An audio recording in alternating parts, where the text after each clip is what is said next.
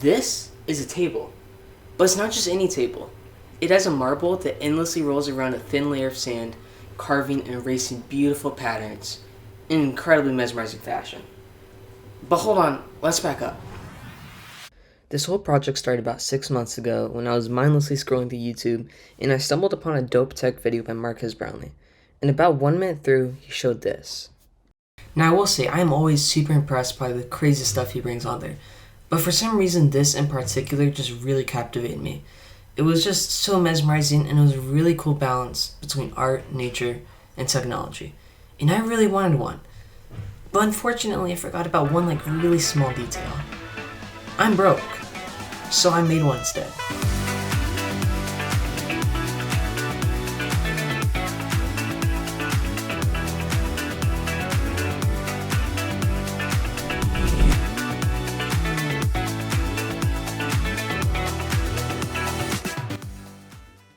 I was so excited to get started with this. I don't think you understand. This is my first big project. And so I ordered all the stuff. I was getting all hyped up about this, and I started it. And this is about how far I got.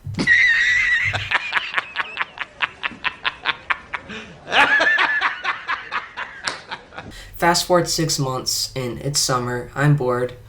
And so I tried to give it another shot. And this time, I made it a little further. I started by designing it on CAD, and then I went to my grandpa's house and built the dang thing.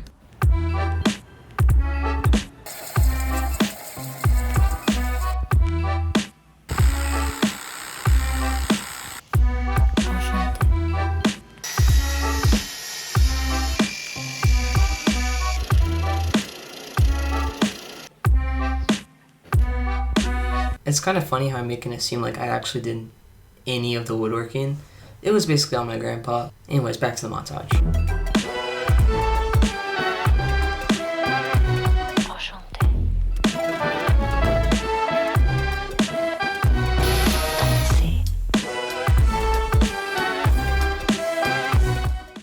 Okay, so at this point, everything had been going pretty smoothly. It was just a fun project. It was all going well. Everything was going to plan.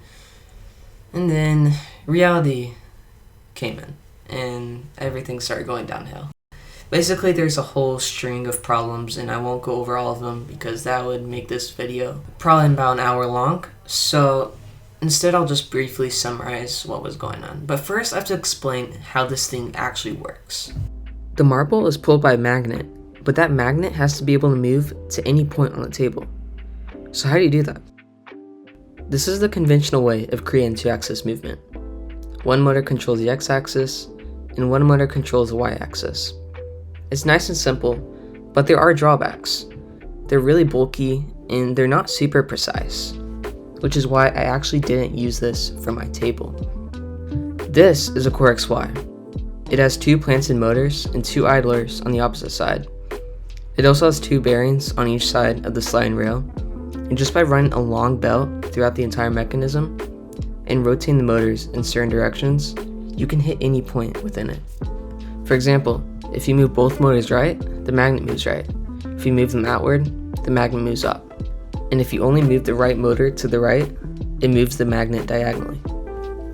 It's great to have a mechanism that can move the magnet anywhere, but how do you actually make it move anywhere? The solution is something called G-code. It's basically a bunch of coordinates that tell the motors where to move the magnet. But the problem is, the motors cannot read G-code, so the process is a little complicated.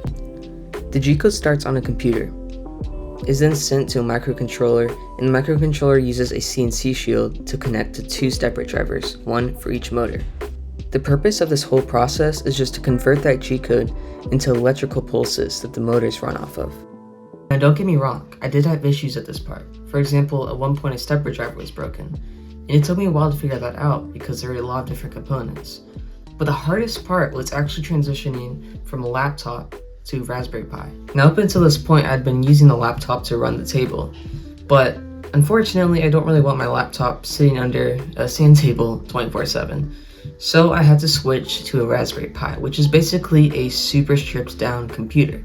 So right out of the gate, the first Raspberry Pi didn't actually work at all. It was broken. And it took me 2 weeks to figure this out. I thought I was just screwing everything up and it was completely my fault, but it was actually the Raspberry Pi being broken. So I returned it and got another one, and this one was working. But the problem was I had to switch softwares when I switched to the Raspberry Pi. And this software was not working at all. Probably a month was spent on me just trying to get this software to work, and nothing was working, nothing was happening. I genuinely considered giving up and just throwing this thing in the trash. I had gone over a month with no progress, and it was just this all-time low in the project. And then I kind of had this beautiful moment where I realized that software that had been running on the laptop could be run on the Raspberry Pi. I did have to make some small changes to accommodate for this. Like, I had to buy a tiny little screen that would be mounted under the Raspberry Pi. But it worked, and that was all that mattered. And it was just amazing watching that first pattern be drawn. I have put hundreds and hundreds of hours into this project and so much effort and frustration, but it would be hard to look at this end result and see that it wasn't all worth it.